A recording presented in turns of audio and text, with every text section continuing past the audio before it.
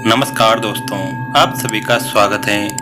नंद बाबा चुपचाप रथ पर कान्हा के वस्त्राभूषण की गठरी रख रहे थे। दूर वसारे में मूर्ति की तरह शीश झुकाकर खड़ी यशोदा को देखकर कहा, दुखी क्यों हो यशोदा? दूसरे की वस्तु पर अपना क्या अधिकार? यशोदा ने शीश उठाकर देखा। नंद बाबा की ओर उनकी आंखों में जल भर आया था। नंद निकट चले आए। यशोदा ने भारी शोर से कहा, तो क्या कान्हा पर हमारा कोई अधिकार नहीं है? 11 वर्षों तक हम असत्य से ही लिपट कर जीते रहे। नंद ने कहा, अधिकार क्यों नहीं? कन्हैया कहीं भी रहे, पर रहेगा तो हमारा ही लल्ला न। पर उस पर हमसे ज्यादा देवकी वासुदेव का अधिकार है और उन्हें अभी कन्हैया की आवश्यकता भी है। यशोदा ने फिर कहा, तो क्या मेरे ममत्व का कोई मोल नहीं है? नंद बाबा ने थके हुए स्वर में कहा, ममत्व का तो सचमुच कोई मोल नहीं होता यशोदा, पर देखो तो कान्हा ने इन 11 वर्षों में हमें क्या नहीं दिया है। हम उम्र के उत्तरार्ध में जब हमने संतान की आस छोड़ दी थी, तब वह हमारे आंगन में आया। तुम्हें नहीं लगता कि इन 11 वर्षों में हमने जैसा सुखी जीवन जिया है वैसा कभी नहीं जी सके?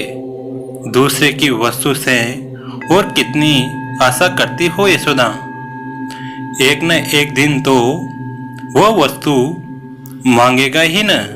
कान्हा को जाने दो यशोदा। यशोदा से अब खड़ा नहीं हुआ जा रहा था।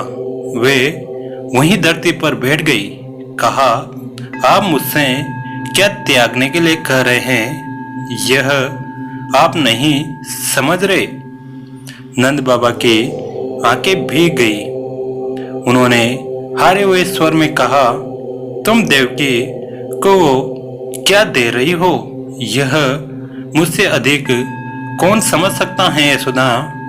आने वाले असंख्य युगों में किसी के पास तुम्हारे जैसा दूसरा उदाहरण नहीं होगा। यह जगत सदैव तुम्हारे त्याग के आगे नतमस्तक रहेगा। यशोदा आंचल से मुंह ढांक कर घर में जाने लगी तो नंद बाबा ने कहा, अब कन्हैया तो भेज दो यशोदा, देर हो रही है। यशोदा ने आंचल को मुंह पर और तेजी से दबा लिया और अस्पष्ट स्वर में कहा, एक बार उसे खिला तो लेने दीजिए, अब तो जा रहा है, कौन जाने फिर। नंद चुप हो गए। यशोदा माखन की पूरी मटकी लेकर ही बैठी थी और भावावेश में कन्हैया की ओर एकटक देखते हुए उसी से निकाल निकाल कर खिला रही थी। कन्हैया ने कहा, एक बात पूछूं मैया? यशोदा ने जैसे आवेश में ही कहा, पूछो लल्ला।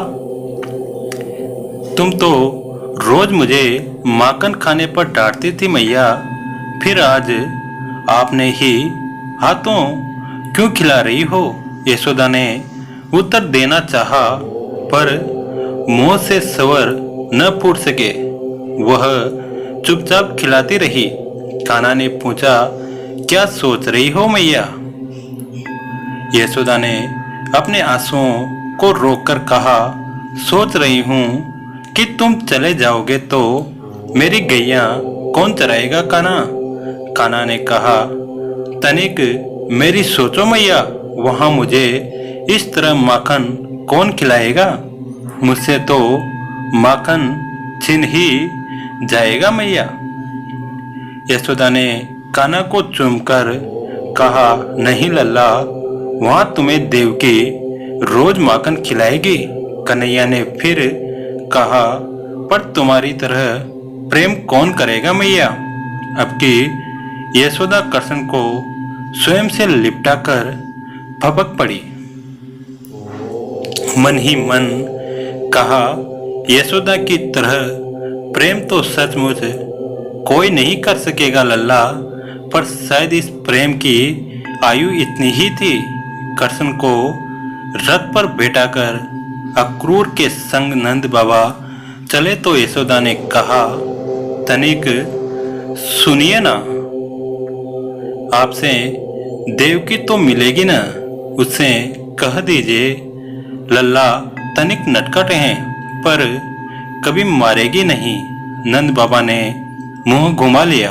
यशोदा ने फिर कहा, कहिएगा कि मैंने लल्ला को कभी दूध से भी नहीं छुआ, हमेशा हृदय से ही लगा कर रखा है। नंद बाबा ने रथ को हाँक दिया। यशोदा ने पीछे से कहा, कह दीजिएगा कि लल्ला को माखन प्रिय है, उसको ताजा माखन खिलाती रहेगी, बासी माखन में कीड़े पड़ जाते हैं। नंद बाबा की आंखें भरी रही थी। उन्होंने घोड़े को तेज किया। यशोदा ने तनिक तेज स्वर में फिर कहा, कहिएगा कि बड़े कोर उसके गले में अटक जाते हैं, उसे छोटे छोटे कोर ही खिलाएगी। नंद बाबा ने घोड़े को जोर से हाँक लगाई। रथ धूल उड़ाते हुए बढ़ गया। यशोदा वहीं जमीन पर बैठ गई और फपक कर कहा, कृष्ण से भी कहिएगा कि मुझे स्मरण रखेगा। उधर रथ में बैठे कृष्ण ने मन ही मन कहा, तुम्हें यह जगत सदैव स्मरण रखेगा मैया, तुम्हारे बाद मेरे जीवन में जीवन बचता कहाँ है, लीलाएं तो ब्रज में ही छूट जाएगी। हाथी घोड़ा पाल की जय कन्हैया लाल की। दोस्तों, इस कहानी को अपनी फैमिली के साथ और दोस्तों के साथ शेयर जरूर करें और कमेंट करके बताएं कि आपको कहानी कैसी लगी, और चैनल को सब्सक्राइब जरूर करें। धन्यवाद।